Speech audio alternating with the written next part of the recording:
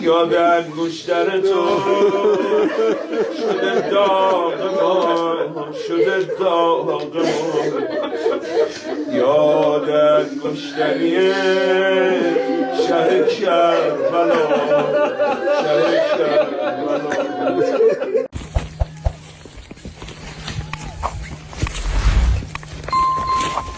یا حسین،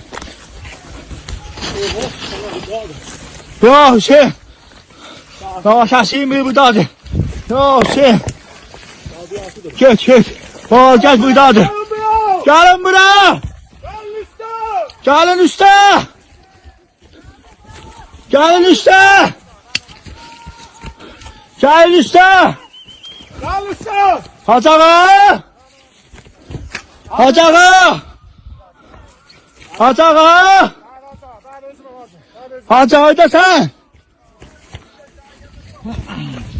Hacı ağa da sen, taptı. Hacı, Hacı hardasınız? Hardadılar. Hüseyin. Ya Hüseyin. Ya Hüseyin. Ya Hüseyin. Ya Hüseyin. Ya Hüseyin. Ya Hüseyin. Ya Hüseyin. Ya Hüseyin. Ya Hüseyin. Ya Hüseyin. Ya Hüseyin. Ya Hüseyin.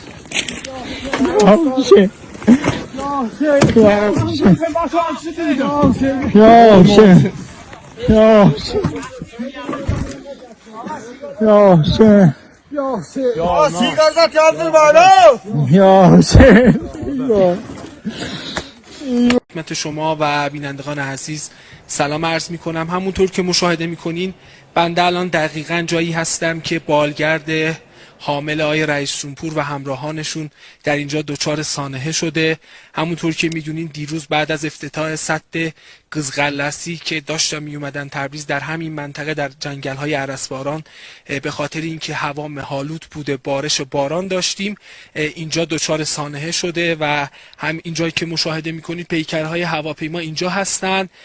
از دیروز عملیات امداد و نجات از وقتی که این حادثه اتفاق افتاده انجام شده. نیروهای سپاه، بسیج، نیروی انتظامی، ارتش همه دست به دست هم دادن و مردم این منطقه رو عرض کنم که شبانه روز نخوابیدن، در کنار این نیروها بودن.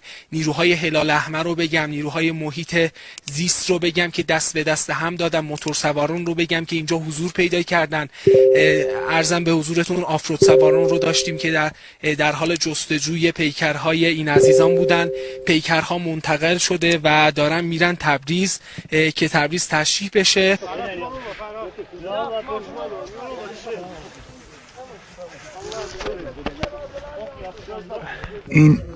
اینجا که میبینید دقیقا محل سقوط این بالگردیه که متاسفانه اینجا سقوط کرده. دقیقا این محل سقوطشه، این خود بالگرده که سقوط کرده و الان دارین اینجا تصاویرشو میبینیم.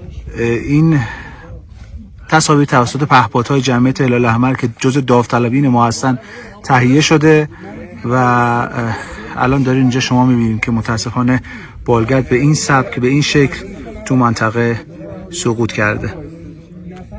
دوستان خیلی زحمت کشیدن، به لحظه بودن که بتونن این تصاویر رو ضبط بکنن. سپاسگزارم از همه کسانی که کمک کردن، کمک حال ما بودن در جمعیت هلال احمر، در سازمان امداد و نجات، در تیم پهپادی جمعیت هلال احمر بسیار تشکر میکنم که زحمت کشیدن این تصاویر رو در اختیار ما دادن و این جستجو رو انجام دادن.